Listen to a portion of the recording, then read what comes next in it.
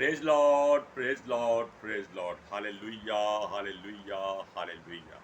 सबको जय मसीह। जय मसीह की। परमेश्वर, हमारा परमेश्वर जो सबका परमेश्वर है, आप जानते हैं कि वो मूर्ति पूजा से घृणा करता है। हालेलुया। आज के सुसमाचार के लिए परमेश्वर की बेटी प्रार्थना करेगी। सबको जय मसीह की। परमेश्वर आप सबके साथ हैं और आप सबसे बहुत प्रेम करता है।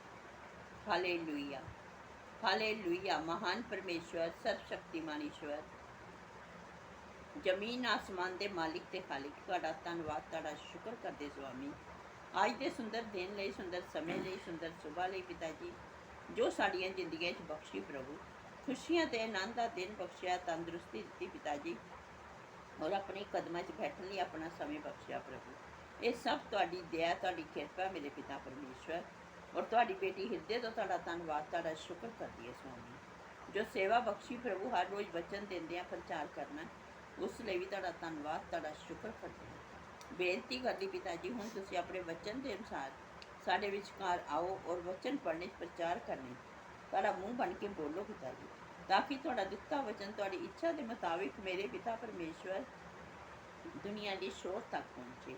तुहाडा धन्नवाद, तुहाडा शुक्र करते हैं प्रार्थना सुनने लई।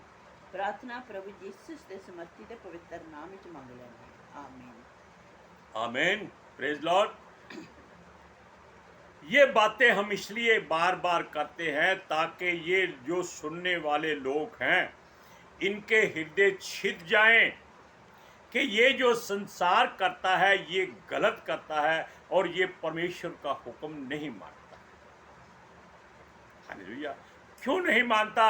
क्योंकि ये अपनी आंखों पर हर वस्तु जो दिखाई देती है उस पर भरोसा करता है।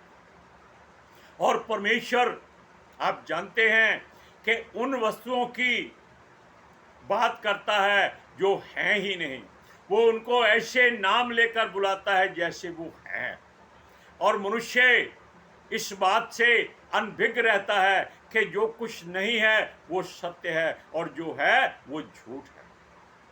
क्यों? एक कहावत है छोटी सी कि जीना झूठ है, मरना सत्य है। क्यों? क्योंकि मृत्यु आनी ही आनी है, जो मर्जी कर लो। और ये जीवन जैसे हम चाहते हैं वैसे कोशिश करते हैं जीने की, जो हमारे बस में नहीं। हालेलुया। सुनिए, ये जो वचन है, आप जानते हैं कि ये वचन जीवते वचन है। इनमें प्राण है, इनमें आत्मा है, और ये हमारे हृदय में वास करते हैं। ये वो धन है जो परमेश्वर ने इन मिट्टी के बर्तनों में रखा हुआ है। हालेलुया। अब सुनिए, संसार अंधविश्वास में बढ़ता जा रहा है। अंधविश्वास का मतलब है कि एक ने कह दिया कि फलाने बाबे में रब वास करता है, तो सारे लोग अंधों की तरह भेड़ चाल चलते हुए उसके पीछे हो लेते। वो ये नहीं देखते कि वो कहीं बीमार तो नहीं, कहीं पागल तो नहीं हो गया, कहीं सठिया तो नहीं गया, कहीं उसको दुष्ट आत्मा ने तो नहीं घेर लिया। क्योंकि दुष्ट आत्माएं आपके अंदर आकर आपकी हर बात बताती हैं। आप जानते हैं कि पौलुस ने एक ऐसी स्त्री को डांटा था जिसमें दुष्ट आत्मा थी और वो बुझ बताती थी, और उसके मालिक उसकी इस बात से बहुत धन कमाते थे। आजकल भी यही होता है। हालेलुया। लेकिन जब उसने डांट दिया, दुष्ट आत्मा निकल गई और उनकी कमाई बंद हो गई। आज भी अगर लोग मिलकर जिस बाबे में रब आता है, अगर उसको जूतों से पिटाई कर दें तो उसकी सारी दुष्ट आत्माएं भाग जाएंगी और आपको सच्चाई मालूम हो जाएगी और आप सच्चे और जीवते परमेश्वर की ओर मुड़ जाएंगे। हालेलुया। सुनिए, यीशु की बातें संसार के लोगों को अनोखी जान पड़ती है। जो कोई यीशु की बात करता है, लोग ऐसे मुंह फाड़ के देखने लगते हैं जैसे उनके मुंह पर तमाचा मार दिया गया। वो सोचते हैं कि संसार में इतने परमेश्वर हैं, ये बीच में क्यों आ जाता है, ये दाल भात में मूसल चंद बनकर, कंकर पत्थर बनकर क्यों आ जाता है, जबकि ये वो कंकर है, अगर इसको चबा लो तो आपके दांत हीरे की तरह मजबूत हो जाएंगे, आपका हृदय इससे शुद्ध हो जाएगा।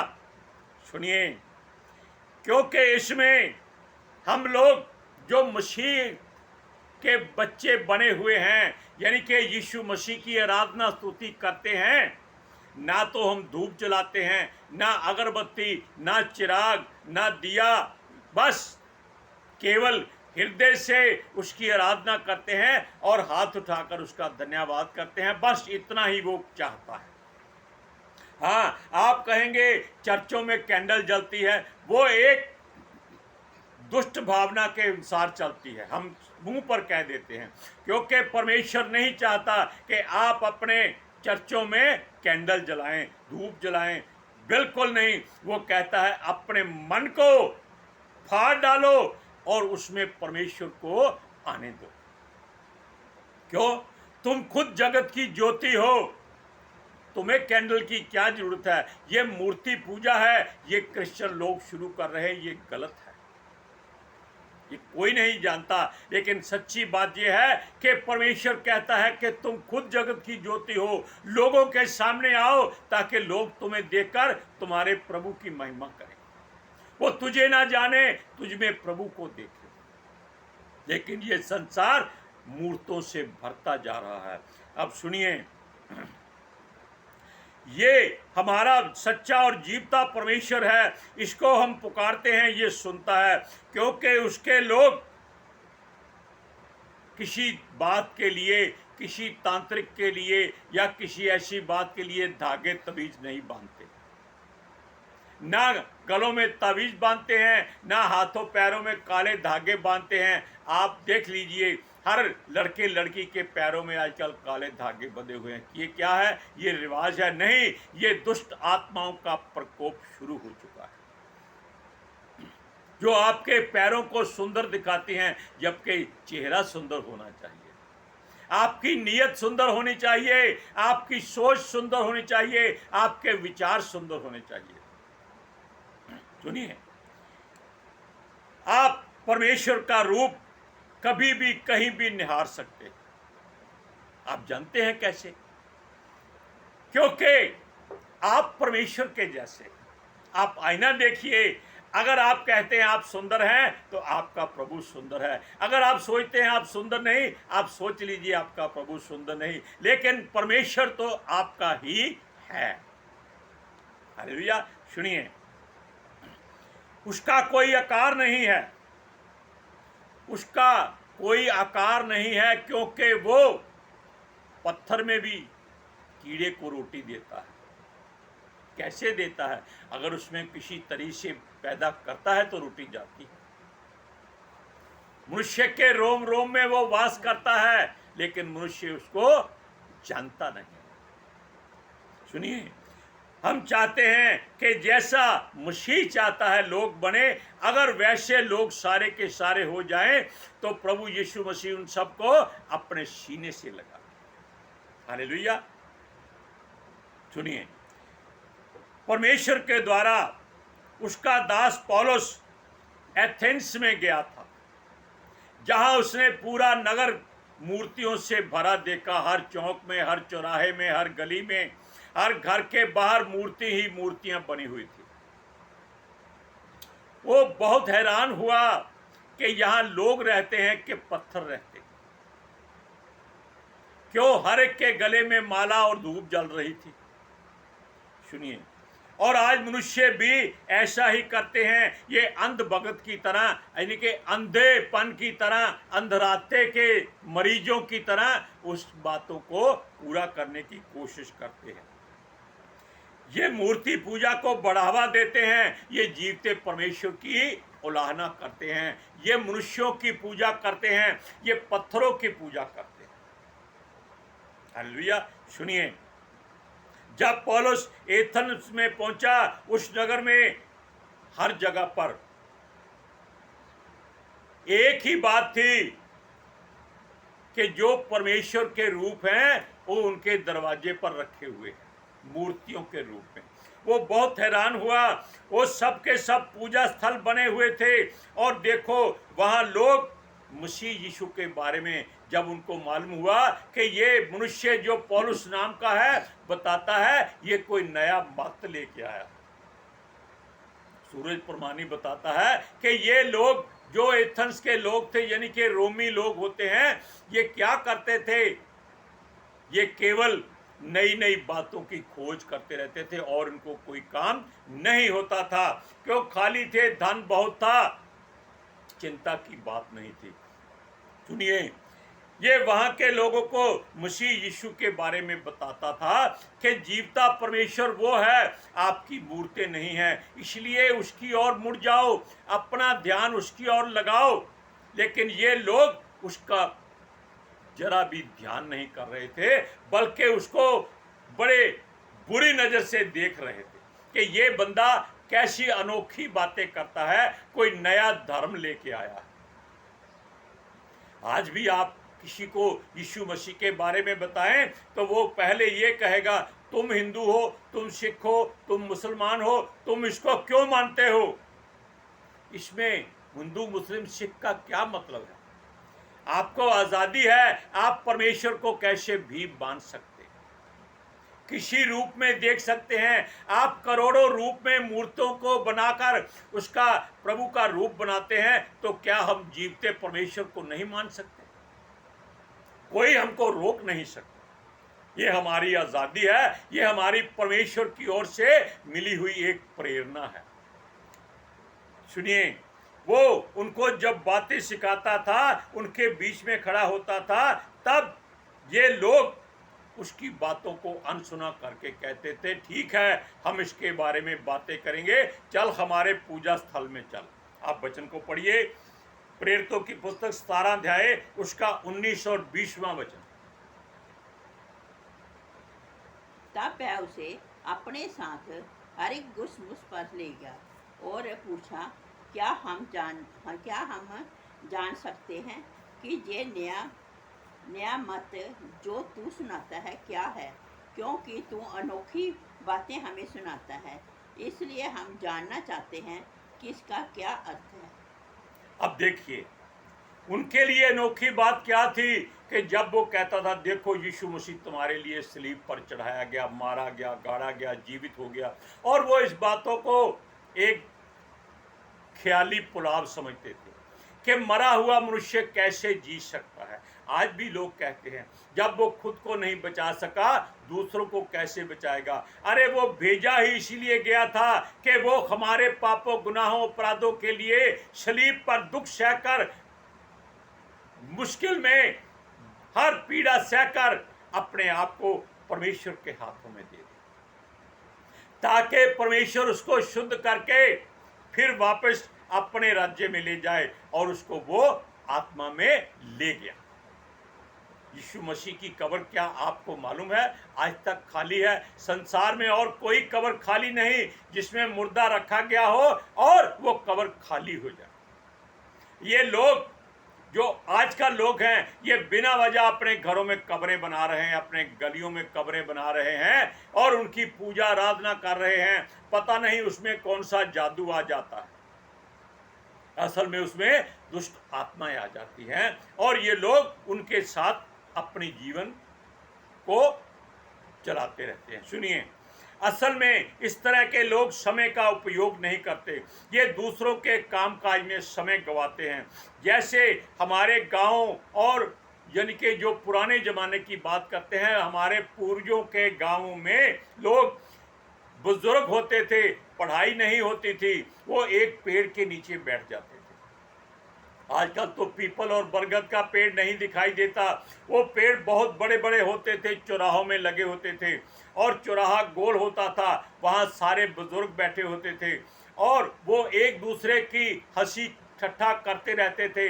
दिन भर आनंद करते थे, आने जाने लोगों के बारे में पूरी वो जानकारी रखते थे और हर एक धर्म की बातें करते थे, लोगों को अपनी शिक्षा की बातें करते थे, बच्चे उनके साथ खेलते थे। आजकल वो जमाना नहीं रहा, क्योंकि शैतान ने मोबाइल एक ऐसी व्यवस्था पैदा कर दी है कि सब एक दूसरे से अलग हो गए, सारे के सारे कमरों में बंद हो गए हैं, चारों तरफ से बंद करके एसी लगाकर अंदर बैठे रहते हैं और पूरे शरीर में अपनी बीमारियों को इकट्ठा कर रहे हैं। सुनिए, संसार की हर मुश्किल का हल वो बुजुर्ग बता देते थे। क्यों? वो समझदार होते थे और हर एक से हंसी में बात करते थे, लोगों को शिक्षा देते थे। जब पौलुस, अब पौलुस की बात करते हैं, उनके धर्मशाला में आया तो उसने सवाल किया कि लोग केवल मूर्ति पूजा को ही अंजाम क्यों दे रहे हैं, ये देवी देवताओं क्यों मानते हैं, ये क्यों उनकी मूर्तों को बना बनाकर अपने आसपास रखते हैं, ये क्यों ये खुद नहीं जानते कि परमेश्वर जीवितों का परमेश्वर है, वो इन पत्थरों में नहीं रहता। हालेलुया।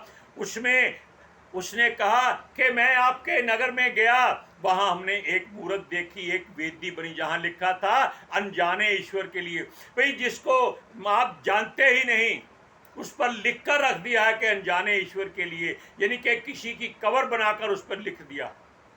अरे जब नहीं जानते तो क्यों बनाया उसको? वो लोग बहुत हैरान होते थे कि ये हमारे देवी देवताओं की बेइज्जती करता, जबकि वो उनको सही मार्ग पर ले जाता था। हालेलुया। सुनिए, क्यों वो कहता था कि अगर आप लोग इन मूर्तों की बात करते हैं तो आप पत्थरों में रहते हैं, अगर आप अपने आप को जीवते परमेश्वर के हाथों में दे देंगे तो वो आपको जीवता रखेगा। जीवते का मतलब ये नहीं कि हमारी सांसें चलती रहेंगी, हम सदा लौ जीवित रहेंगे, नहीं। जीवते का मतलब है हम जान जाएंगे कि परमेश्वर में और पत्थर में क्या अंतर है। आप वचन को पढ़िए, प्रेरितों की पुस्तक 17वां अध्याय उसकी 23 और 24वीं आयत में।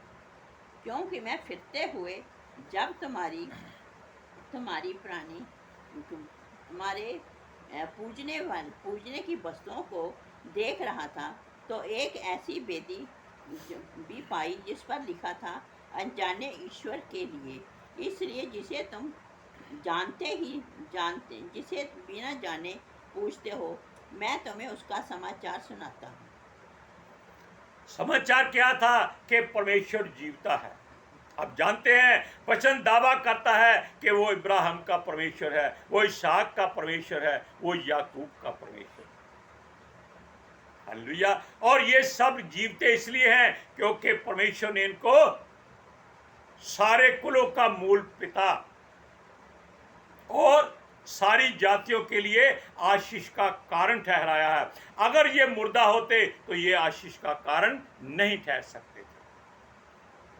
सुनिए, संसार में मनुष्य एक ही सोच में बने हैं और एक ही बात करते हैं कि परमेश्वर जो दिखाई देता है वो परमेश्वर है।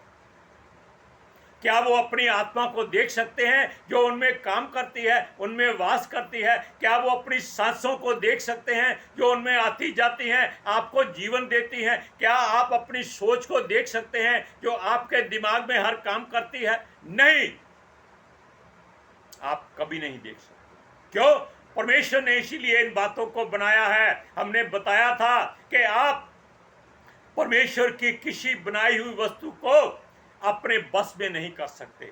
ना आप मिट्टी को बस में कर सकते हैं, ना पानी को, ना आग को, ना हवा को, ना रोशनी को, यहाँ तक कि आप अपने शरीर को अपने बस में नहीं कर सकते। ये भी आपके दिमाग में और हृदय में नई नई बातें सोचकर उड़ता फिरता है। जब तक जवानी होती है हम हर तरह के हथकंडे अपनाते हैं, हर तरह से अपने आप को खूबसूरत और जवान बनाने की कोशिश करते हैं, लेकिन जब परमेश्वर का आत्मा हम पर आ जाता है तो हम दिखाई नहीं देते, तो लोगों को केवल हमें परमेश्वर दिखाई देता है। बोलिए हालेलुया, आमीन। सुनिए, यदि हम उसके सामने अपनी हर बात को रखें, वो हमारी हर मुश्किल को आसान कर देता है। हालेलुया। सुनिए, वो कहता है कि उसका घर हम हैं, वो इसमें रहता है, चलते फिरते मंदिरों में रहता है, वो पत्थरों में नहीं रहता जो एक जगह स्थिर रहते। हम इस बात का खंडन इसलिए करते हैं कि लोग जान जाएं कि वो भटकने वाली आत्माओं से घिरे हुए, शैतान के भरमाए हुए हैं और उसकी चालों को मानते हैं ताकि उनको धन मिले, लेकिन मन उनका कहीं नहीं है। मन कहाँ है? नशा करने में, मोबाइल देखने में, अच्छे वस्त्र पहनने में और भिखारियों की तरह फटे हुए कपड़े पहनने में। ये सूरज परमानी ने बताया कि एक जाति जो यहोशू के पास आई थी, वो फटे हुए कपड़े, पुराने जूते पहनकर आई थी। ये वही दुष्ट आत्माएं आज लोगों के शरीरों में वास कर रही है।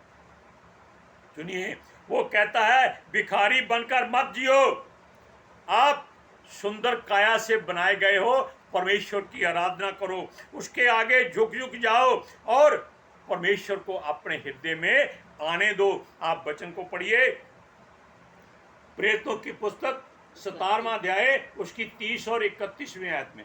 इसलिए परमेश्वर के अज्ञानता के समय में ध्यान नहीं दिया कि अब हर जगह सब मनुष्यों को मन फिराने की आज्ञा देता हूँ, क्योंकि उसने एक दिन ठहराया है जिसमें वह उस मनुष्य के द्वारा धर्म से जगत का न्याय करेगा, जिसे उसने ठहराया है, और उसे मरे हुओं में से जिलाकर ये बात सब पर प्रमाणित करती है।